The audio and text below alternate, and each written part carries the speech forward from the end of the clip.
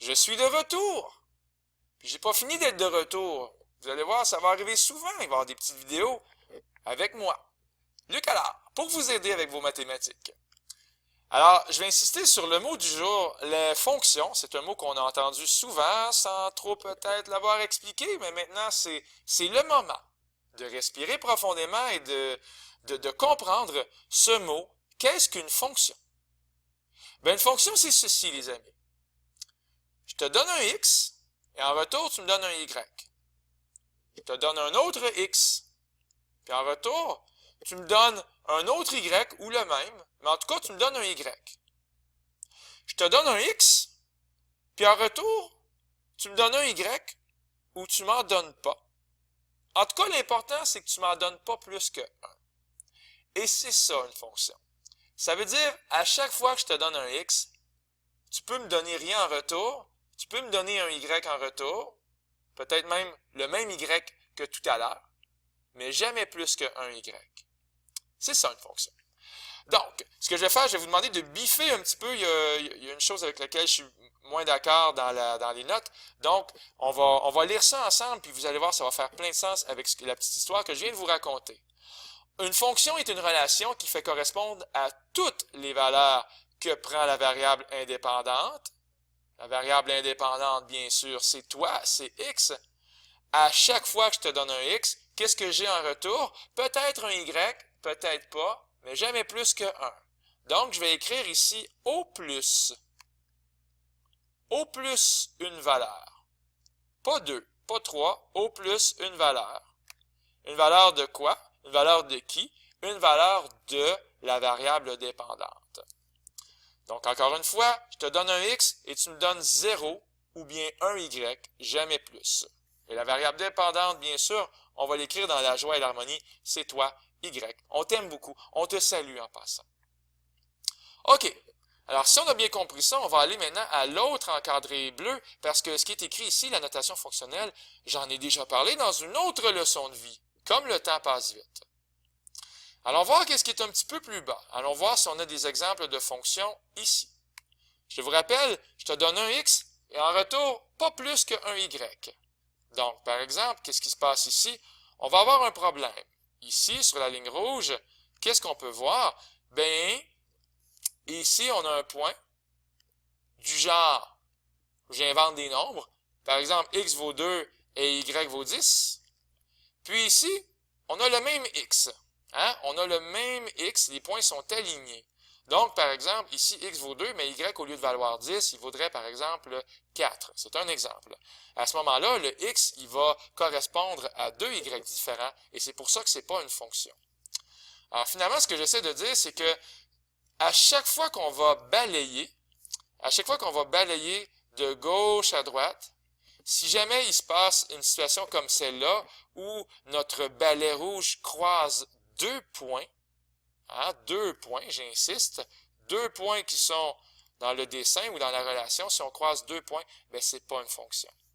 C'est au maximum un point, au plus une valeur de y.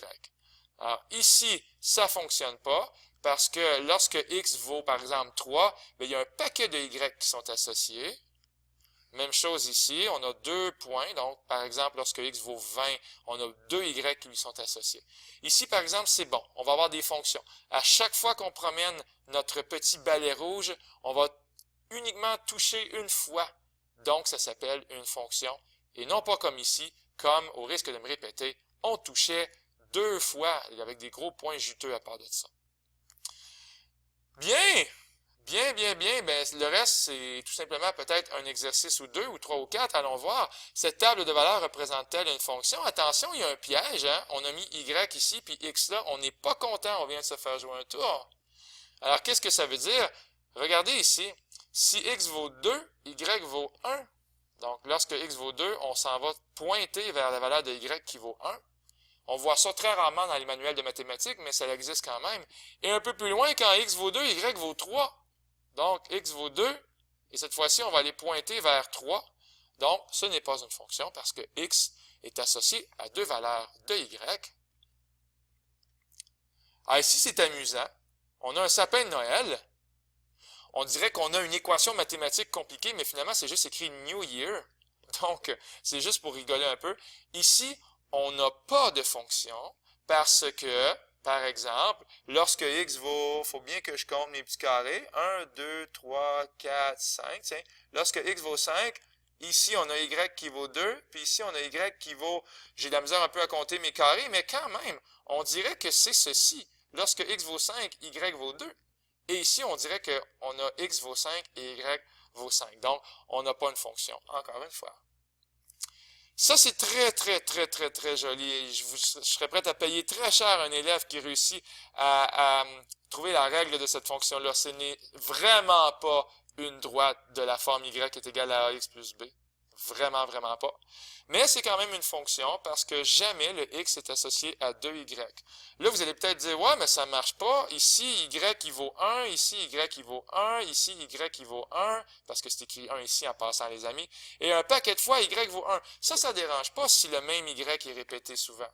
Ce qu'on veut pas, c'est que le même x soit associé à 2y différents. On poursuit. La petite aventure mathématique se déroule très bien. On a un cercle.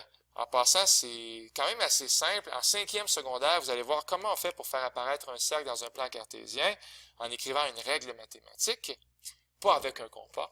Bien ici, on n'a pas une fonction, clairement, parce que quand x vaut moins 1, y vaut 4, et quand x vaut moins 1, y vaut 0. Donc, on a un exemple ici, et il y en a plein d'autres des exemples qui nous montrent que ça, ce n'est pas une fonction. Et pour terminer la petite leçon de vie, détermine la règle de la fonction ci-dessus et utilise la notation fonctionnelle. Alors ça, j'aime bien ça. Je vous rappelle que pour trouver la règle, rien de compliqué, on commence par trouver le taux de variation, n'est-ce pas? Donc ici, le taux de variation va être tout simplement, écrivez ce que vous faites à vos enseignants. Hein? Taux de variation est égal à y2 moins y1 sur x2 moins x1, un calcul qu'on a déjà vu souvent. Donc, 2 moins 0, comme ceci, divisé par 6 moins 2, comme ceci. Donc, ça donnerait un taux de variation de 2 quarts, ou si vous préférez, de 1 demi. On peut donc écrire y est égal à 1 demi x plus b. Une fois qu'on a trouvé ça, on va trouver la valeur initiale. Donc, deuxième étape, trouver la valeur initiale. Je vais vite un peu parce que c'est quand même des choses qu'on a déjà vues. La valeur initiale, ou si vous préférez, l'ordonner à l'origine, tout simplement en remplaçant. Donc, je pourrais remplacer, par exemple, y par 0, et toi ici, x par 2. Alors, c'est parti. Je remplace y par 0 et x par 2. On va donc avoir ceci. Au lieu d'écrire y, j'écris 0. 0 est égal à 1 demi.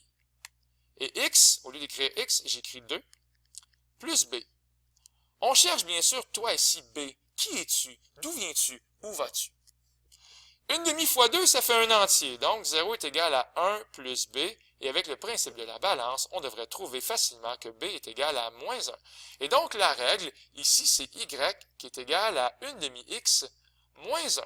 Sauf qu'on a demandé la notation fonctionnelle. Donc, au lieu d'écrire y est égal, on va écrire plutôt f de x. Alors, voici la réponse officielle du coach. F de x est égal à 1 demi x moins 1. On est content. On célèbre le tout avec un verre de lait et un rectangle rouge. Pourquoi pas des biscuits?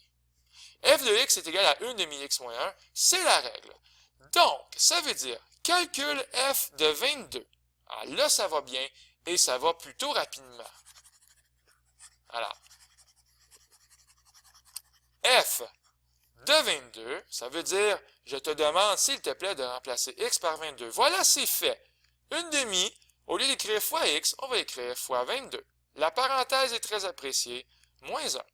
La moitié de 22, ça fait 11. Moins 1, ça fait donc 10. F de 22 est égal à 10. Donc, quelque part, peut-être au pays d'Alice aux merveilles, il va y avoir un point qui va s'appeler 22, 10. Quelque part, sur la fonction f. Bien.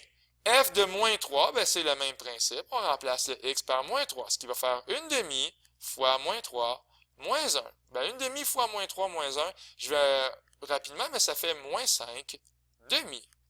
Donc, quelque part, lorsque x vaut moins 3, on va avoir ici moins 5 demi, quelque part au pays de la fonction f. Et est-ce que c'est pour terminer finalement? Oui, la valeur de x, si f de x est égal à 8, bien ça c'est un problème à l'envers. Hein? Je vous rappelle que la règle, c'est f de x qui est égal à 1 demi x moins 1. Alors là, cette fois-ci, c'est y, ou si vous préférez, f de x qu'on va remplacer par 8. Alors, un petit peu d'algèbre est demandé ici au pays des mathématiques, et pourquoi pas faire une balance ou deux, en faisant plus 1, c'est une excellente idée, de chaque côté, ce qui fait 9 est égal à 1 demi fois x. Et finalement, je vous invite à faire fois 2. On pourrait aussi diviser par 1 demi, mais ça revient à la même chose. Ici, ça s'annule, et il va donc rester 18 égale x.